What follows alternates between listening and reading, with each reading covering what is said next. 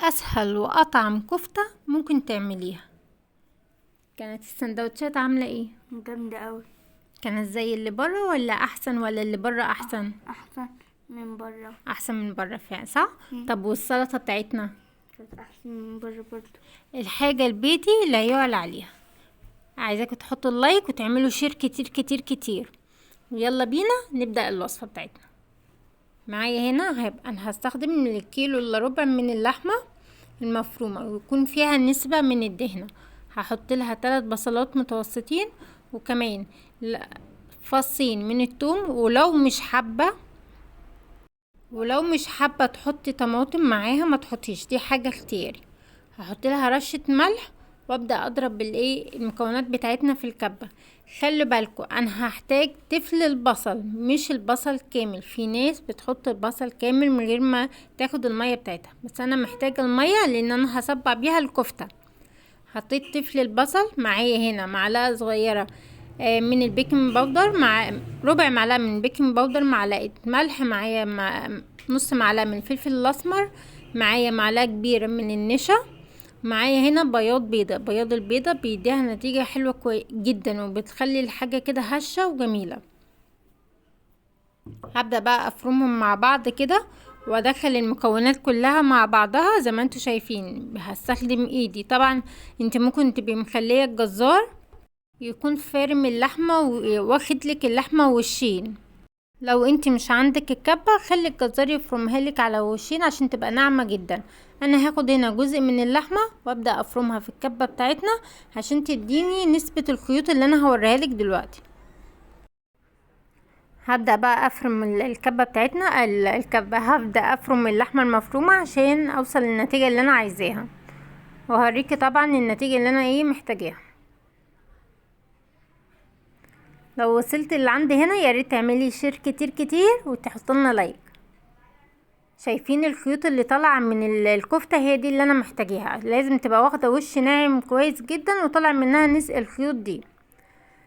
هبدا بقى هنا احطها في الطبق، وبعدين هعمل كل اللي انا هعمله ان انا هوريكم كمان القطع من على قرب اهي. بعد شايفين دي الخيوط اللي انا محتاجاها في الكفته. بعد ما اتفرمت انا هغطيها وادخلها التلاجة لمدة نص ساعة ساعة لعند ما احضر باقي الحاجة بتاعتي، وبعد كده ابدأ استخدمها. يعني انا احب ان هي تتشمع شوية في التلاجة مكان الضرب.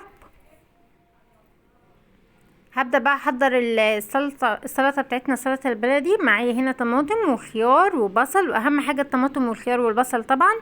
وكنت حاطة بقدونس كمان. هعصر عليها ليمون، حوالي ليمونتين، ونزلت عليها بالملح والفلفل الاسمر وكمان كمون. تمام كده. هنزل معاها كمان بمعلقة كده كبيرة من الخل، وهقلبهم مع بعض كده. وبعد كده هنزل بمعلقة من الزيت، واحطها بقى في التلاجة اللي عند ما احضر نبدأ نحضر الكفتة بتاعتنا. وكنت حاطة عليها كمان نص معلقة من السماق، كان مدي طعم حلو.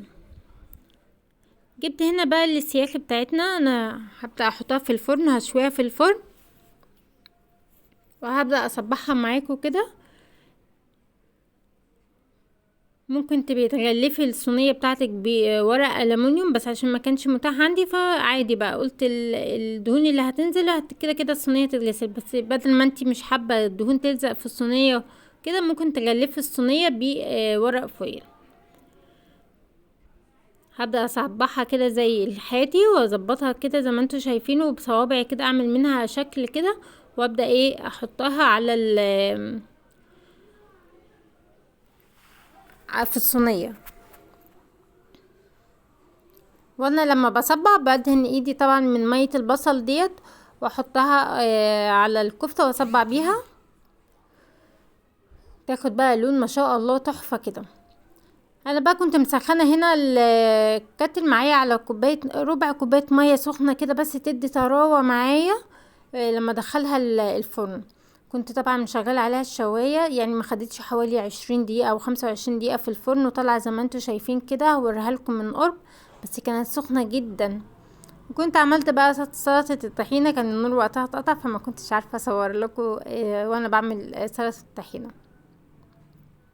وعملت جنبها كده سجق كمان للي بيحب السجق، وانا عملته كتير جدا وطريقته سهله وهتلاقوها كمان على القناه. اوعوا تنسوا تحطوا لنا لايك وشير كتير كتير كتير عشان الكل يستفاد. وقولوا لي انتوا بتعملوا ليكوا تكات معينه في الكفته ولا بتعملوها بنفس الطريقه زي ما انا عاملاها؟ شايفين متحمره واخده وش تحمير تحفه. شايفين يا جماعه والله العظيم هشه جدا، كانت جوسي جوسي. تعالي بقى نعملها برضو بطريقه تانية، ان احنا نعملها بالسندوتشات البلدي كده. وديت احلى حاجه انا بحبها، ان هي السندوتشات كده ناكلها. تحس ان انتي بتاكلي حاجه من بره كده، طالبه اوردر من بره حاجه يعني. وكمان نظافه، يعني اهم حاجه النظافه، وان انتي عارفه وحاطه مكوناتك ايه والحاجه نظيفه وقدام عينك. احنا بره منبقاش عارفين، بس برضو بنحب نعك من بره، وده اهم حاجه، والشعب المصري كله بيحب العك. شويه كده وشويه كده، جربوا الطريقه دي هتعجبكم جدا وهتعتمدوها على طول.